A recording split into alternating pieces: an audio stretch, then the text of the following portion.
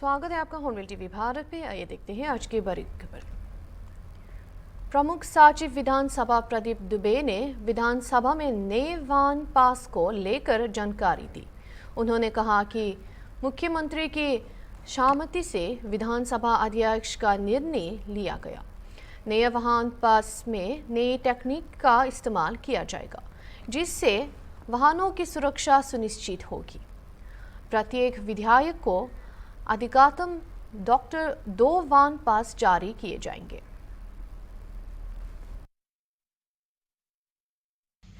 विधानसभा और विधानमंडल के परिसर की सुरक्षा को संसद की तर्ज पर सुदृढ़ करने के लिहाज से इस तरह का निर्णय माननीय अध्यक्ष द्वारा माननीय मुख्यमंत्री जी से चर्चा के पश्चात लिया गया है। इसके बारे में अभी बजट सत्र में सदन में घोषणा की गई माननीय अध्यक्ष द्वारा, और पास कैंसिलेशन जैसी कोई बात नहीं है, बल्कि कहा यह जाना चाहिए कि सुरक्षा की दृष्टि से संसद जिस तरह से संसद में जो भी वहाँ पर जिस तरह के मानक निर्धारित हैं उसी तरह के मानक उत्तर प्रदेश विधानसभा में भी अडॉप्ट किए जाएंगे। और मुझे लगता है देश की ये पहली विधानसभा है जहाँ उस तर्ज पर इस प्रकार की सुरक्षा की व्यवस्थाएं की जा रही हैं। तो सभी माननीय सदस्यों को एक चिप के साथ RF टैग के और अनुमन्य वाहनों के प्रवेश दिए जाएंगे, प्रवेश पत्र। उसी तरह से उनके व्यक्तिगत प्रवेश पत्र भी जारी होंगे। उनकी पूरी तरह से पहचान होगी, जिससे कि कोई सुरक्षा की दृष्टि में चूक न हो, और इस संबंध में आवश्यक तैयारियां की जा रही हैं। कांग्रेस के विधायक दिनेश जैन बोस ने बजट सत्र के 7वें दिन विरोध किया। सरकार पर परिवहन घोटाला, बेरोजगारी और किसानों जैसे मुद्दों को अनदेखी करने का आरोप लगाया। विपक्ष ने नेता उमंग सिंघार और अन्य विधायकों ने उन्हें पुंगी से जगाने की कोशिश की, और मंत्री विश्वास सरंग ने इस विरोध को प्रचार स्टंट बताते हुए कहा कि विधानसभा को जनता के मुद्दों पर ध्यान केंद्रित करना चाहिए। इस प्रकार से 1.25 साल से सो रही है। किसान परेशान है, किसान को समय पे खाद नहीं मिलती। युवा परेशान है, युवाओं को नौकरी नहीं मिल रही। PSC के छात्र धरने दे रहे। शिक्षा कर्मी परेशान है, संविदा शिक्षक परेशान है, अतिथि शिक्षक परेशान है। परिवहन का घोटाला, नर्सिंग का घोटाला, पटवारी का घोटाला, परीक्षा घोटाले, घोटालों पे घोटाले हो रहे। आम जनता का पैसा, मैं समझता हूं कि सरकार गाड़ी कमाई, भ्रष्टाचार में जो अधिकारी लिप्त है, मंत्री, उनके खिलाफ कार्रवाई नहीं करना चाहती। यहाँ सरकार घी पी रही है प्रदेश की जनता के पैसे का। लेकिन मध्य प्रदेश बजट सत्र का आज 7वां दिन है, और इस 7वें दिन मध्य प्रदेश की मोहन सरकार पर सवाल उठाते हुए कांग्रेस के सब विधायक और नेता प्रतिपक्ष यहाँ पर कुंभकर्ण की वेशभूषा में आए।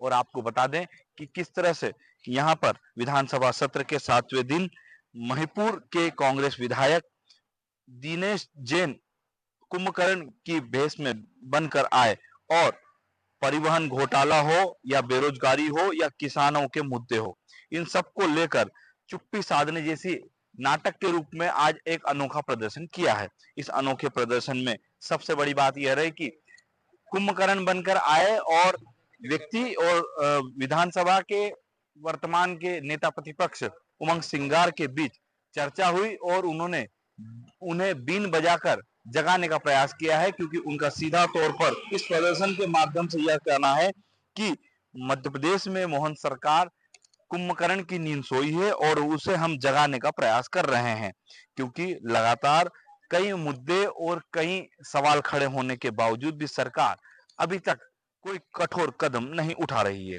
इसी के साथ लगातार इस सत्र में आज 7वें दिन तक लगातार विरोध प्रदर्शन की सुर्खियों में बने हुए हैं, और जिस तरह से हम तस्वीरों में आपको साफ तौर पर दिखा रहे हैं कि किस तरह से विधायक ने कुंभकर्ण का गेटअप तैयार करके विधानसभा पहुंचे, और सुबह से ही उस चीज को लेकर कुंभकर्ण की गेटअप और बीन बजाने और उन्हें सरकार को जगाने जैसी बात लगातार सामने आई है। अब देखना होगा कि किस तरह से मध्य प्रदेश की मोहन सरकार इस विरोध प्रदर्शन के बाद जागती है या नहीं, यह तो आने वाला वक्त ही बताएगा। हॉर्नबिल टीवी के लिए भोपाल से state head Amrish Sharma. Police सूत्रों ने बताया कि बुधवार की सुबह कथित तौर पर अपहरण और सामूहिक बलात्कार के बाद 32 वर्षीय महिला की मौत हो गई। उन्हें संदेह है कि महिला अयोध्या में अपने परिवार के साथ रहती थी और मलिहाबाद में आम के बाग में उसका यौन उत्पीड़न करने के बाद गला घोंटकर उसकी हत्या कर दी गई। उसके परिवार के अनुसार महिला वाराणसी से लौटने के बाद चिनाहत में अपने भाई के घर जा रही थी, जहां वो नौकरी के लिए इंटरव्यू देने गई थी। परिवार ने दावा किया कि सुबह आलमबाग में बस से उतरने के बाद उसने चिनाहत जाने के लिए एक ऑटो रिक्शा किराए पर लिया, लेकिन रास्ते में उसका अपहरण कर लिया गया। पुलिस डीएसपी पश्चिम विश्वजीत श्रीवास्तव ने कहा कि महिला के भाई ने सुबह करीब 3 बजे अपने बहन के लापता होने की सूचना दी। अधिकारी ने कहा कि अपहरण से पहले उसने अपने भाई के साथ अपनी लाइव लोकेशन साझा की और क्योंकि उसे संदेह था कि ऑटो रिक्शा चालक उसे गलत रास्ते पर ले जा रहा था। आज देर रात में रामचंद्र प्रजापति नामक एक व्यक्ति ने पुलिस कंट्रोल रूम को सूचना दी कि उनकी बहन जो बनारस से लखनऊ आई थी और आलमबाग से उन्होंने बस स्टेशन से फ़ोन किया था कि वो चिन्हट उनके आवास पे आ रही हैं, लेकिन काफ़ी देर हो जाने के बाद भी वो अभी घर नहीं पहुंची है और उनका मोबाइल फ़ोन भी बंद हो गया है। इस सूचना पर तत्काल पुलिस हरकत में आई और उनकी जब मोबाइल का लोकेशन लिया गया तो उनका लोकेशन मलिहाबाद की तरफ मिला। इंस्पेक्टर मलिहाबाद द्वारा जब इसमें खोजबीन की गई और सर्च ऑपरेशन चलाया गया तो वाजिद नगर गांव जो थाना मलिहाबाद क्षेत्र पड़ता है वहाँ पर एक आम के बाग में इनकी बहन का शव मिला और जिसकी जो है वो गला घोंट कर हत्या की गई थी। शव का जो है वो पंचायतनामा भर के पोस्टमार्टम के लिए भेज दिया गया और रामचंद्र प्रजापति की तहरीर पर लिखित तहरीर पर सुसंगत धाराओं में अभियोग पंजीकृत कर लिया गया है और खुलासे के लिए 3 टीमें लगा दी गई हैं। शीघ्र ही इसका अभिराजपुर। क्या नाम है? विनोद कुमार।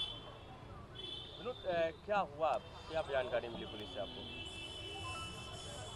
सर इसके बारे में क्या बताऊं मैं आपको। नहीं, क्या हुआ था? घर से कौन गया था? कौन ट्रेनिंग के लिए गया था? सर मेरी वाइफ गई थी ट्रेनिंग के लिए बनारस अभिराजपुर से बनारस सुहाल से। अच्छा। जी। फिर वहाँ से फ़ोन आया कि 3 बजे छुट्टी होगी। 3 बजे बाद छुट्टी हुई तो ट्रेन नहीं मिले, बस मिले। बस से फिर आवत रहे रात में राह में। तो रात में फ़ोन किया तो कहाँ पर पहुँचे हो? तो कहें कि 12 यहाँ 11-12 बजे। तो हम कहें कहाँ पर जाओगे? तो कहें भेग लेके बाद भेग लेके जाओ। हम कहें ठीक भाई आप चले जाओ। तो उसके बाद 2 बजे फिर फ़ोन आ रहा, फ़ोन बात भई रही है। तो उसके बाद फिर फ़ोन का मोबाइल स्विच ऑफ हो गया था। नहीं बताया नहीं कि किस तरह जा रही है, कैसे जा रही है, ऑटो में है? नहीं सर बस में बैठे थे तो आलमबाग उतरी है। तो आलमबाग से फिर सोचे बस कर लिए, वहाँ उतर जाएंगे चिन्हाट। तो बस नहीं मिला तो ऑटो मिल गया। तो ऑटो पे ज़बरदस्ती ऑटो वाला बैठा लिया था, बैग वैग धै लिया था उसने। सर फिर रात में मोबाइल उनका स्विच ऑफ हो गया, फोन नहीं जा रहा। जबरदस्ती बैठाया था ऑटो वाला? जबरदस्ती बैठाए। ये कैसे पता? सर वो नहीं बैठ रहे थे। उसने कहा नहीं बैठो, मैं छोड़ देंगे आपको वहाँ पर। कहीं नहीं मैं बस से जाएंगे, नहीं कहते मैं चलो छोड़ देंगे। यही सब बात हुई थी। अच्छा। जी सर। ये फोन पे बताया होगा? हाँ उसने फोन में बताया। तो भैया गुस्साने लगे कि क्या करे, बस पे ऑटो बैठ गए हुए, बस पे क्या पता चला उसके बाद? तो पर से बात चला कि कहाँ पर पहुँचे हो? तो उसने कहा कि अभी आधा घंटा लग जाएगा। तो आधा घंटा का इंतज़ार किया। उसके बाद फिर फ़ोन किए थे भैया ने। तो कहा कि अभी और थोड़ा देर लगेगा, यहाँ पर मेट्रो के पुल के नीचे थोड़ा काम चल रहा है तो थोड़ा से देर लगेगा, थोड़ा घुमार करा रहे हैं। तो भैया ने कहा कि अपना लोकेशन भेजो कहाँ पर हो। तो उसने लोकेशन भेजा तो लोकेशन बता रहा था कि यहाँ पर मलिहाबाद का बता रहा था। तो भैया ने कहा वो कहाँ पे पहुँच गए हो? तो उसने कहा ड्राइवर का फ़ोन दो। तो ड्राइवर को फ़ोन दिया तो ड्राइवर बोला कि अभी मैं आ रहे लेकर। तो उसने कहा लोकेशन भेजो। तो भैया तो उसने लोकेशन भेजा। तो लोकेशन में देखा तो भैया ने 100 नंबर फ़ोन किया 112 पर। तो पुलिस छानबीन करके उसने पकड़ा, देखा तो फ़ोन किया भैया लेके कि आप यहाँ ट्रामा सेंटर आ जाओ। तो फिर भैया यहाँ पर आए हैं। क्या हुआ तो किस हालत में मिली? सर एकदम सीरियस थी, एकदम ख़त्म हो चुकी थी सर। बॉडी आप लोग देखे थे? नहीं सर, हम बाटे में नहीं देखे थे, भैया बाटे देखे थे। ये बताइए पुलिस कहाँ मिली बॉडी इनकी? वहीं मिली थी। कहीं बाग वाग में? हाँ, उसी बाग में। क्या लग रहा है आपको कि क्या हुआ उनके साथ? लूट हुई क्या? अब लूट तो सर हुई, मोबाइल छीन लिया, सामान जो पहले थे गहना वहना सब उसने छीन लिया, बैग में पैसा भी रखे थे उसको भी छीन लिया, कागज पत्तर सब रहा, सब छीन लिया उसने। लगता है सिर्फ ऑटो चालक था, उसके साथ और भी लोग? अब ऑटो चालक था, मगर उसके साथ भी और का 2 लोग राह में रहे होंगे। एक लोग का काम बस का तो है नहीं, 2-3 लोग रहे होंगे इसकी जान। लगता है कि कुछ और भी हुआ उनके साथ? अब ऐसा तो कुछ नहीं, इसके बारे में जानकारी मुझे नहीं पता। नहीं सर, गले में चोट के निशान लगे थे बस, सिर्फ गले में। ठीक है चंद। रामचंद भाई, ये क्या नाम है बिटिया का और क्या हुआ, क्या पता चल पाया? बिटिया का नाम आशा प्रजापति है। अब उसके साथ जो अब बस से आ रही थी, आलमबाग बस अड्डे पे उतरी थी, किसी ऑटो वाले ने जो है उसको बैठा के गलत डायरेक्शन में ले गए। वो लोग गलत डायरेक्शन, जब हमको पता चला अपनी लोकेशन जब हमको भेजी तब उसमें हमने देखा कि गलत लोकेशन में जा रही है, तो हमने उससे कहा कि ये गलत लोकेशन में ले जा रहा है। उसके बाद उसका फ़ोन कट गया और एक आवाज़ आई चीखने की। उसके बाद जो है अब पुलिस अपना काम कर रही है और हमको उसकी बाद में डेड बॉडी मिली। अच्छा, ट्रामा किस डायरेक्शन में ले गया था? कहाँ पे बॉडी मिली? मलिहाबाद के डायरेक्शन में। अच्छा, बॉडी कहाँ से मिली? मलिहाबाद से ही मिली।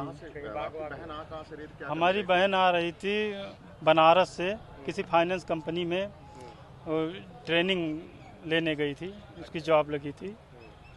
तो वो आ रही थी सुल्तानपुर होते हुए, उसको रात हो गया था थोड़ा, तो नहीं तो घर अयोध्या ही है हम लोगों का, तो अयोध्या ही चली जाती। लेकिन जब रात हो गई तो सोची कि हम यहीं लखनऊ में रहते हैं और कही कि लखनऊ में रहते हैं तो आ जाएंगे, यहीं पर रात में रुकेंगे, फिर हम सुबह अपना जाएंगे। तो इसीलिए जो है आ रही थी। क्या समय हो रहा था और करीब 1:30 बज रहे होंगे रात में, जब वो वहाँ पे बस अड्डे से उतरी, बस से, रोडवेज की बस से। और उसके बाद फ़ोन की हमारी मैडम के पास कि हम ऑटो पे बैठ गए हैं, आधे घंटे में पहुँच रहे हैं। जब आधे घंटे में नहीं पहुँची तो फिर हमने कहा फ़ोन मिलाइए, देखिए कहाँ पहुँची है। फिर जब फ़ोन मिलाया गया तो वो बता नहीं पा रही थी कहाँ है। हमने कहा कि ड्राइवर को दो फ़ोन, पूछे कहाँ है। तो ड्राइवर ने बताया कि लोकेशन कोई बताया, हमारे समझ में नहीं आया। वो कह रहा था कि देर इसलिए हो रहा है, मेट्रो का थोड़ा काम हो रहा है, नीचे पाइप पड़ रही है तो रास्ता ब्लॉक है, इसलिए हम घुमा के ले आ रहे हैं। तो रास्ता ब्लॉक है इसलिए घुमा के ले आ रहे हैं। तो हमको शक हुआ, तो हमने सिस्टर से कहा कि लोकेशन अपना भेज दो। तो उसने तुरंत लोकेशन भेजा। जैसे ही हमने लोकेशन देखा, मलिहाबाद का है, कहाँ उसको चिन्हट कमता आना था, कहाँ मलिहाबाद ले जा रहा है वो। तब हमने कहा कि ये गलत ले जा रहा है, बताया। इतने में फ़ोन कट गया उसका, एक आवाज़ आई। तो उसके बाद हमने पुलिस कंप्लेन किया 112 नंबर पे। पुलिस वालों ने काफ़ी सहयोग किया हमारा। फिर कमता चौकी वालों ने भी सहयोग किया और फिर यहाँ आए आलमबाग बस अड्डे पे, और वहाँ पे मलिहाबाद वाले भी सपोर्ट किए। वो लोग निकल गए खोजने, बहुत खोजे। यहाँ से भी सीसीटीवी से जो बस अड्डे पे अपना फुटेज निकाल के देखे, उसमें दिखी भी थी, लेकिन ऑटो का नंबर नहीं मिला।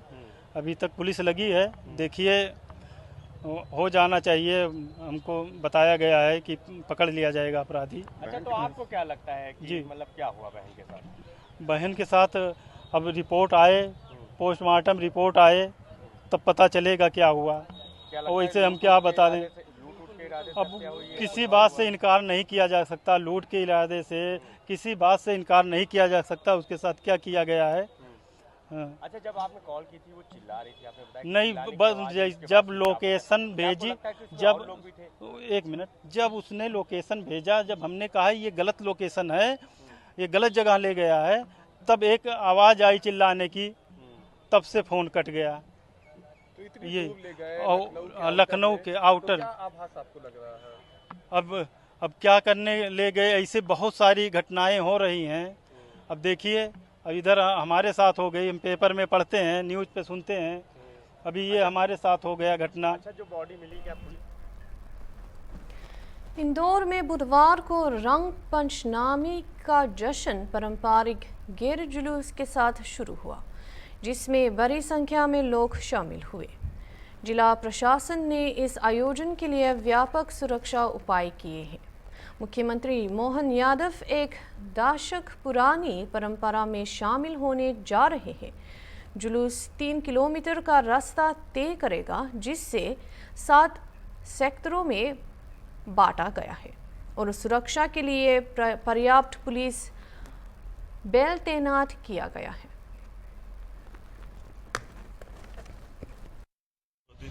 मुझे इस बात का संतोष भी है कि पिछली बार मैं स्वयं इसमें शामिल हुआ था, लेकिन जब मैं यहाँ आया मुझे बताया गया कि घटना घटी है। यहाँ एक रंग पंचमी खेलते खेलते हमारे अपने किसी एक बंधु की दुखद निधन हुआ है। ये दुख की घड़ी में ऐसे में रंग खेलना मेरे को गवारा नहीं दिया, इसलिए मैंने निर्णय लिया कि अब इस रंग पंचमी के घेर में मैं वहीं से सबको शुभकामना दे दूंगा, मैं स्वयं भागीदार नहीं बनूंगा। और ऐसे में शोक की घड़ी में जिस परिवार से दुखद हादसा हुआ उनके प्रति मेरी पूरी शोक संवेदना है।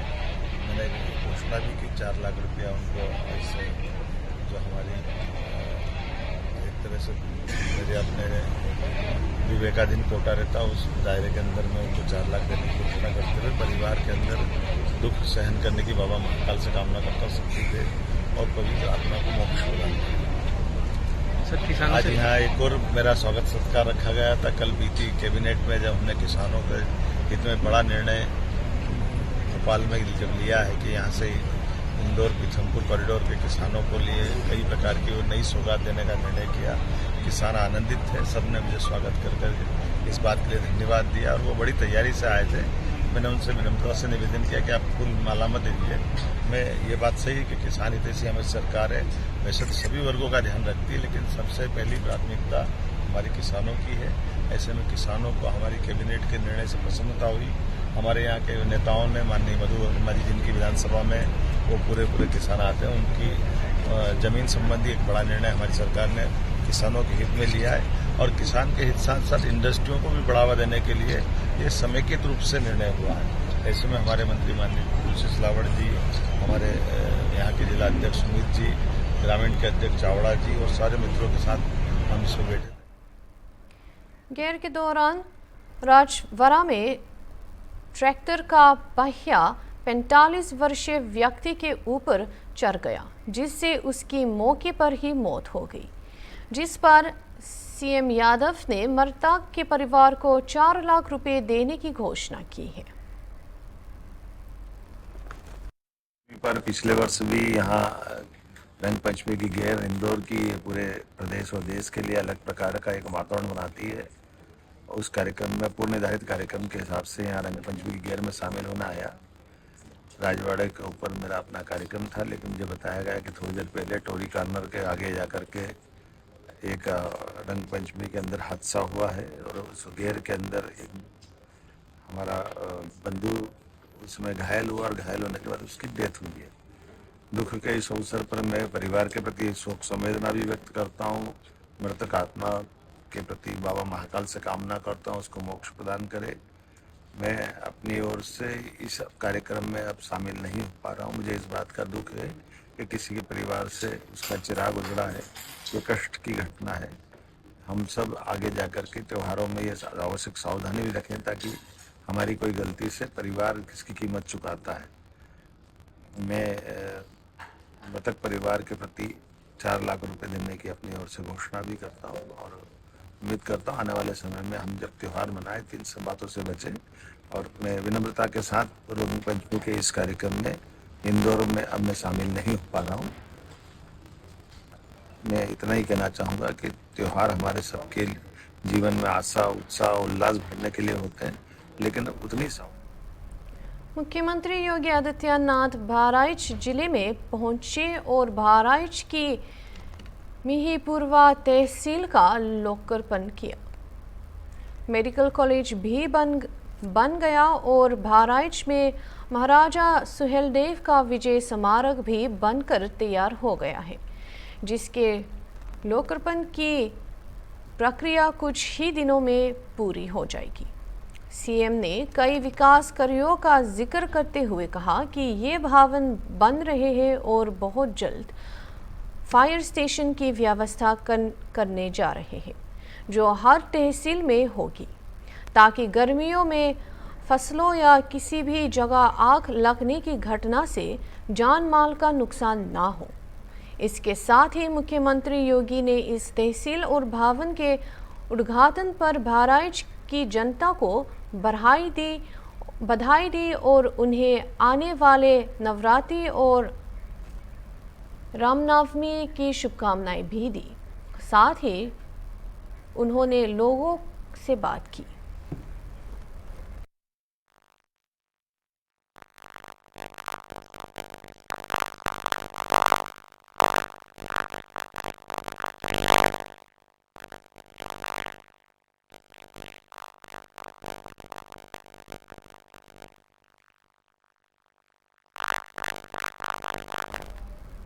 अभी के लिए इतना ही। दूसरे खबरों के लिए देखते रहिए हुनवी टीवी।